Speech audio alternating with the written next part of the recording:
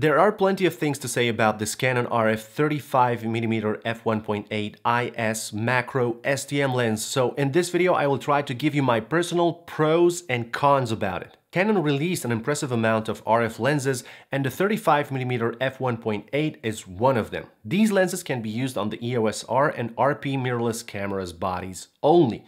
This means you'll not have to use the adapter like for the EF and EFS lenses. Your whole setup becomes smaller, lighter, and easier to balance on a gimbal. To be more precise, the weight of the lens is 305 grams, and mounted on the EOS R, the whole setup becomes 965 grams or 790 grams for the RP. It has a 52mm filter thread, so if you want to use a polarizer or an ND filter, you will spend less money than buying an 82mm filter. However, I always recommend buying a bigger filter and using ring adapters for smaller lenses. Thumbs up for this one too. This lens has a diaphragm with 9 blades, and this is great because the images will have a very pleasant blur or bokeh behind the subject that you're shooting.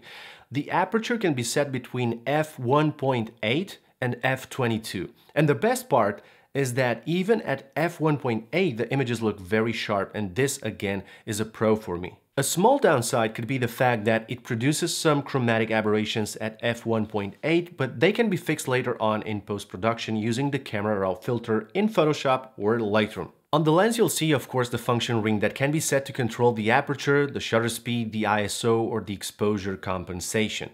I find this ring very useful. I personally set it to control the ISO because I shoot a lot of video and B-roll, and it just makes it much easier for me. But there are also Canon users who choose to completely deactivate this ring. They have a fear of changing some settings by accident, and I completely understand this, but I would like your opinion as well, so please leave your thoughts in the comments.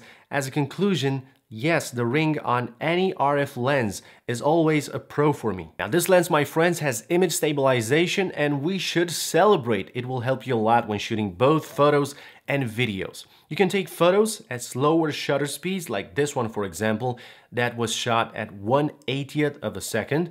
Slower shutter speeds will let you use lower ISO values, which means less noise on your images.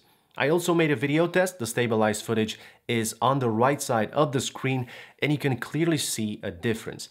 The IS on this lens really helps to get rid of those micro shaky moves. The EOS R and RP bodies have only electronical stabilization, so the optical stabilization from this lens is another pro. Now there's something that I noticed when focusing with this lens. The focusing speed in photo mode is really nice, but on video it's slightly slower, but it looks better. The 35mm has an STM motor, which is a stepper motor.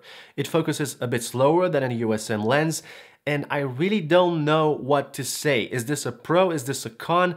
I still prefer a smooth focusing, even if it's slower sometimes, than a rough and a fast one. I know vloggers need really fast autofocus, but at this point, I'm not a vlogger, so it really comes down on what you're using the lens for. And yes, the lens has macro capabilities. The minimum focusing distance is at 17 centimeters, and I personally think that it does a really good job, as you can see for yourself. Here is another image with this leaf, and the details are impressive at a 100% zoom. I would like to show you some more photos that I took with this lens. I also want you to know that they were edited in Lightroom with my own presets, and I will come back with some other opinions after that.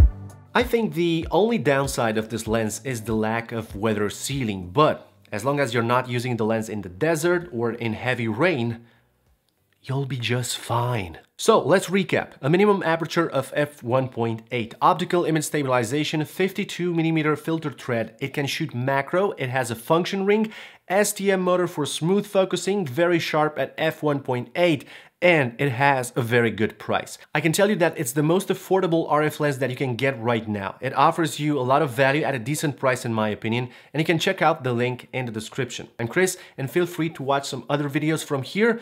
See you next time.